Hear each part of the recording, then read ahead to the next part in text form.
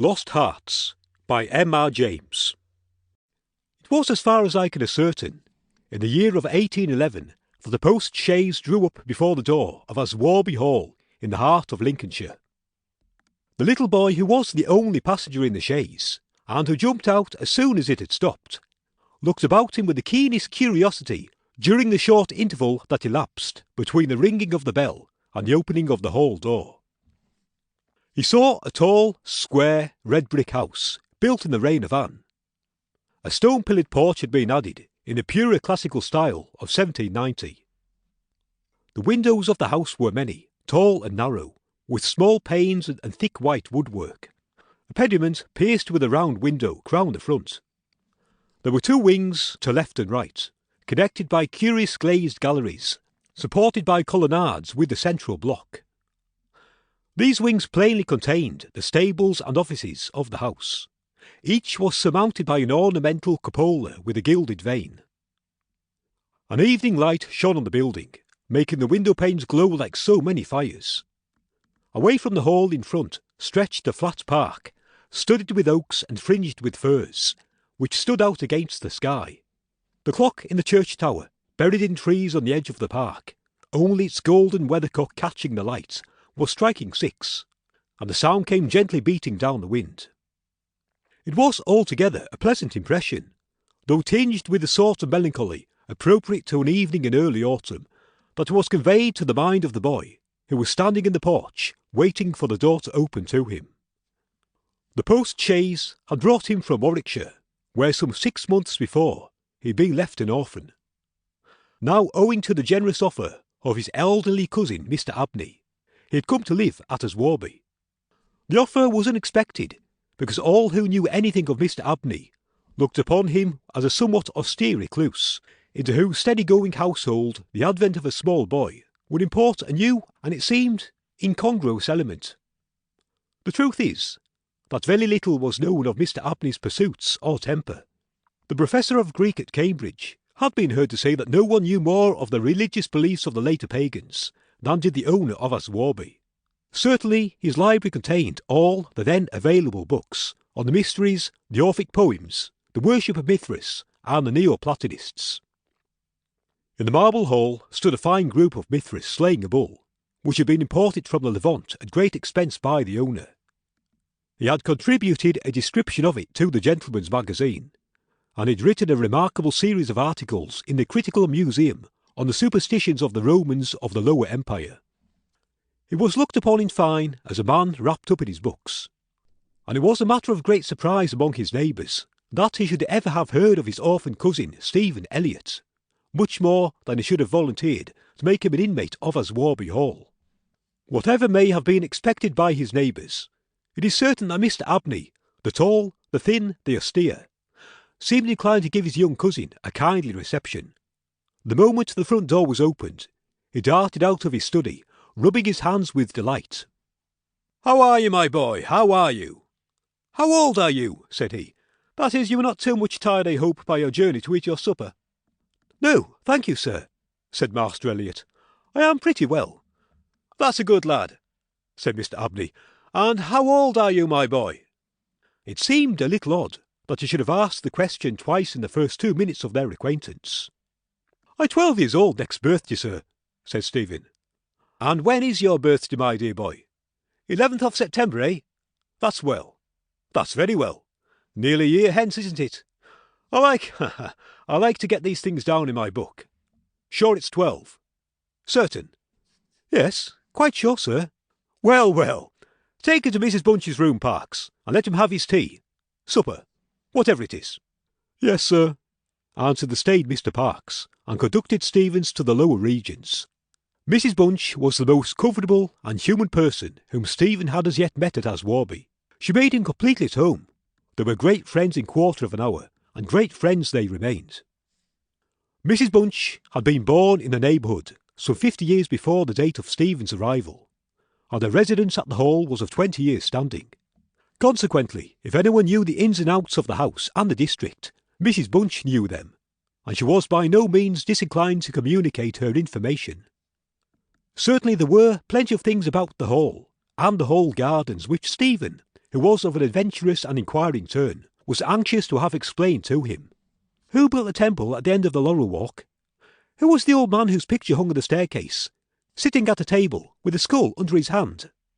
These and many similar points were cleared up by the resources of Mrs. Bunch's powerful intellect. There were others, however, of which the explanations furnished were less satisfactory.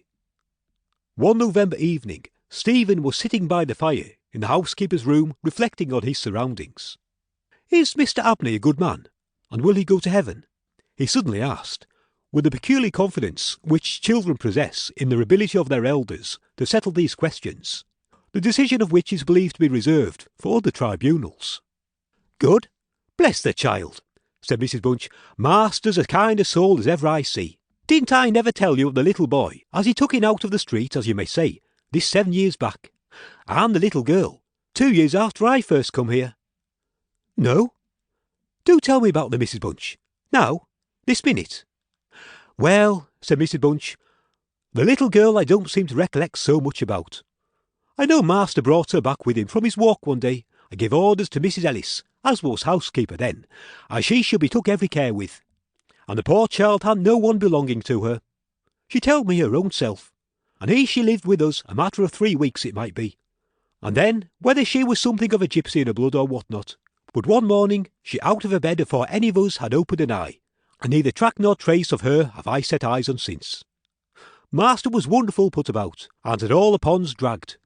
But it's my belief she was had away by them gipsies, for there was singing round the house for as much as an hour the night she went, and Parks he declare as he heard them a-calling in the woods all that afternoon. Dear, dear, a odd child she was, so silent in her ways and all, but I was wonderful taken up with her, so domesticated she was, surprising." "And what about the little boy?" said Stephen. "Ah, that poor boy," sighed Mrs. Bunch. "He were a foreigner. Chevenix he called hisself, and he come a-tweaking his hurdy-gurdy round and about the drive one winter day. Master had him in that minute, and asked all about where he came from, and how old he was, and how he made his way, and where was his relatives, and all as kind as a heart could wish. But it were the same way with him. They're a unruly lot, them foreign nations, I do suppose. And he was off one fine morning just the same as the girl. Why he went and what he done was our question for as much as a year after. For he never took his hurdy-gurdy, and there it lays on the shelf." The remainder of the evening was spent by Stephen in miscellaneous cross-examination of Mrs. Bunch, and in efforts to extract a tune from the hurdy-gurdy. That night he had a curious dream. At the end of the passage, at the top of the house, in which his bedroom was situated, there was an old disused bathroom.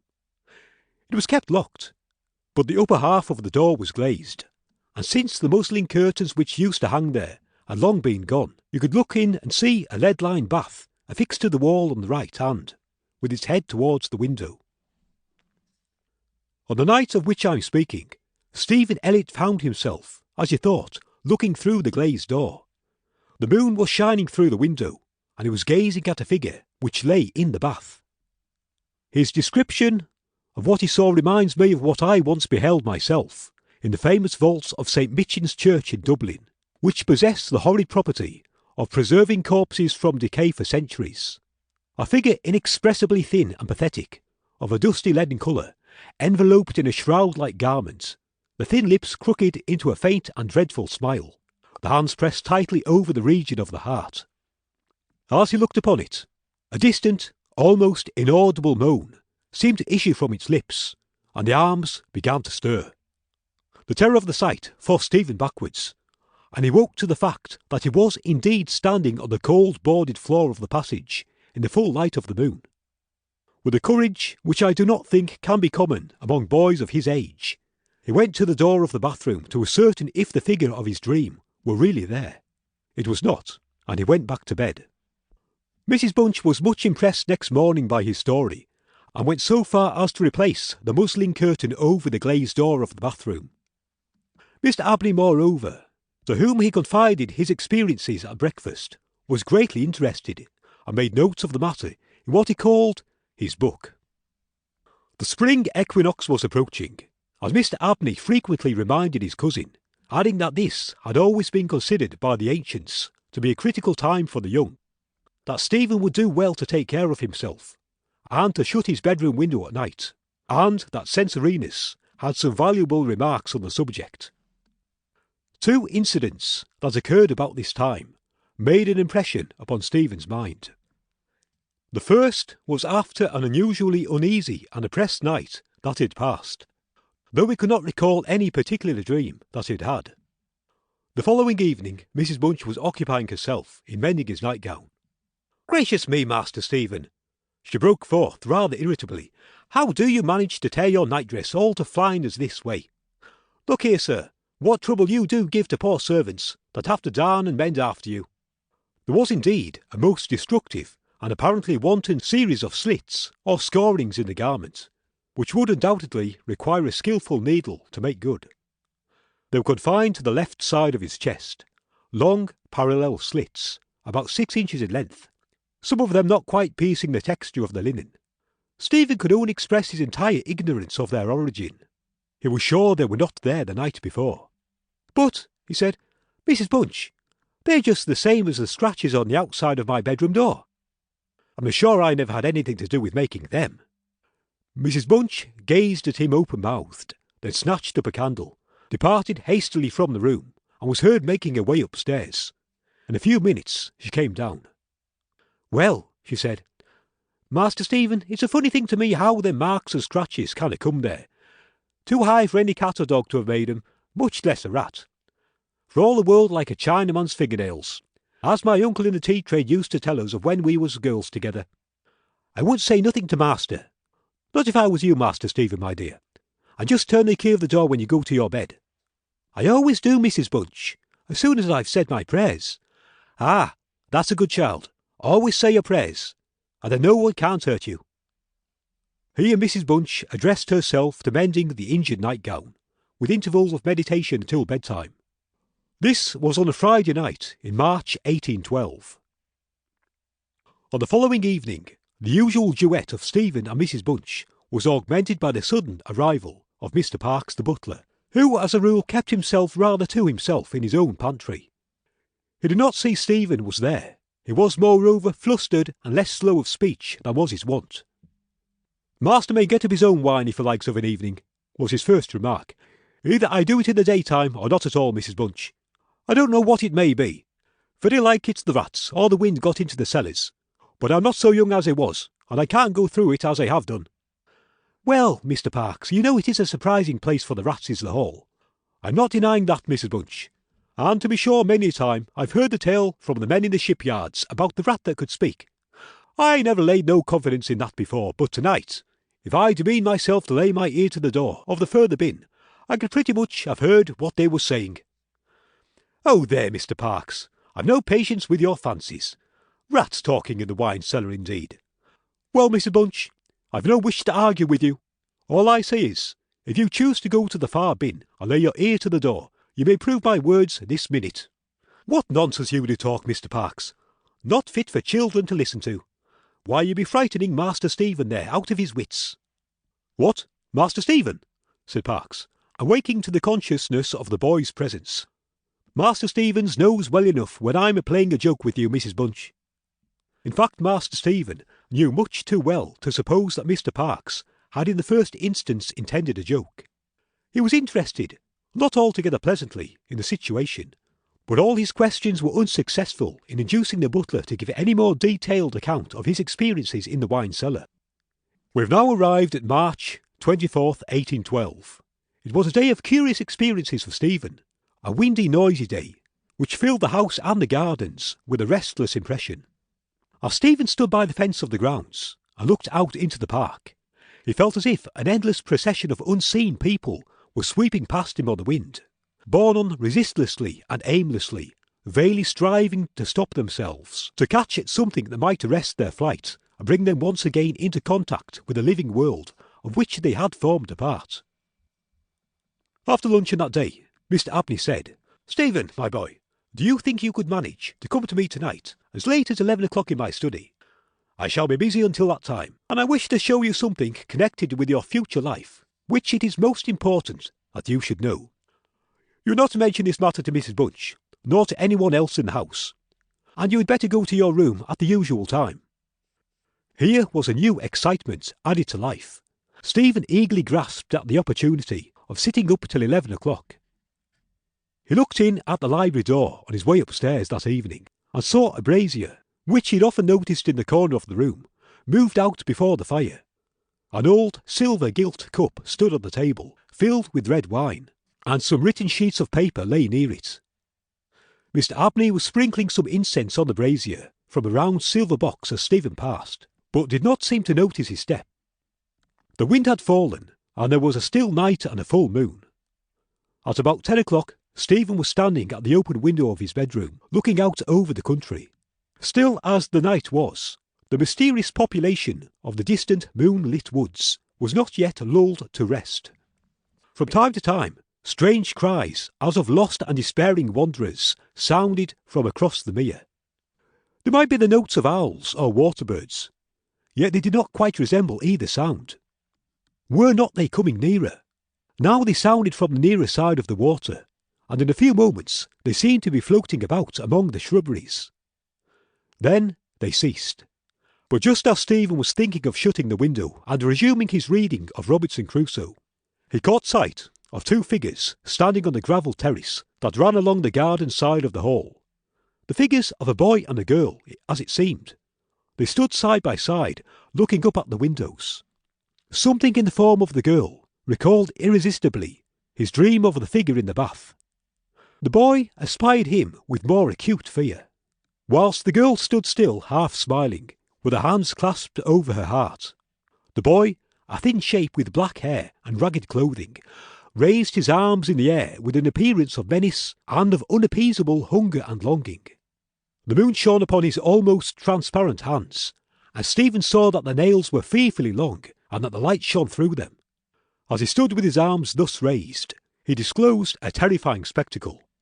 On the left side of his chest there opened a black and gaping rent, and there fell upon Stephen's brain, rather than upon his ear, the impression of one of those hungry and desolate cries that he had heard resounding over the woods of Aswarby all that evening.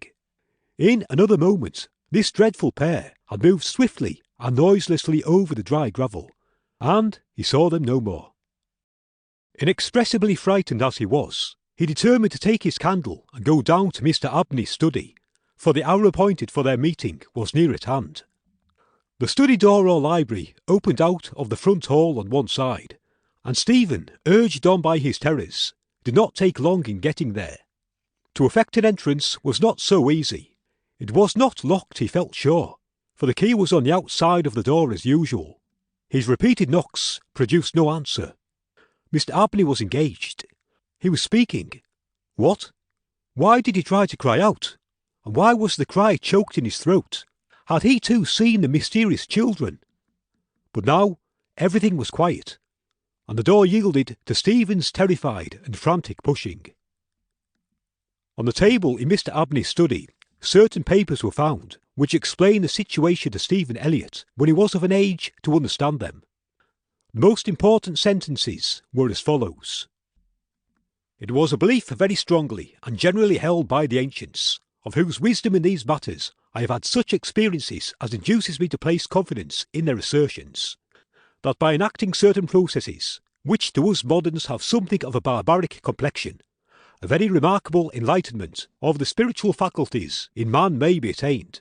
That, for example, by absorbing the personalities of a certain number of his fellow creatures, an individual may gain a complete ascendancy over those orders of spiritual beings which control the elemental forces of our universe. It is recorded of Simon Magus that he was able to fly in the air, to become invisible, or to assume any form he pleased, by the agency of the soul of a boy whom, to use the libellous phrase employed by the author of the Clementine Recognitions, he had murdered. I find it set down, moreover, with considerable detail in the writings of Hermes Trismegistus, that similar happy results may be produced by the absorption of the hearts of not less than 3 human beings below the age of 21 years. To the testing of the truth of this receipt, I have devoted the greater part of the last 20 years, selecting as the corpora vilia of my experiments such persons as could conveniently be removed, without occasioning a sensible gap in society. The first step I effected by the removal of one Phoebe Stanley, a girl of gypsy extraction, on March the 24th, 1792. The second, by the removal of a wandering Italian lad named Giovanni Puali, on the night of March 23rd, 1805.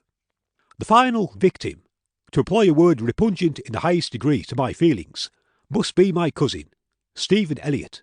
His day must be this March the 24th, 1812. The best means of effecting the required absorption is to remove the heart from the living subject, to reduce it to ashes, and to mingle them with about a pint of some red wine, preferably port. The remains of the first two subjects at least it will be well to conceal. A disused bathroom or wine cellar will be found convenient for such a purpose. Some annoyance may be experienced from the psychic portion of the subjects, which popular language dignifies by the name of ghosts. But the man of philosophic temperament, to whom alone the experiment is appropriate, will be little prone to attach importance to the feeble efforts of these beings to wreak their vengeance on him.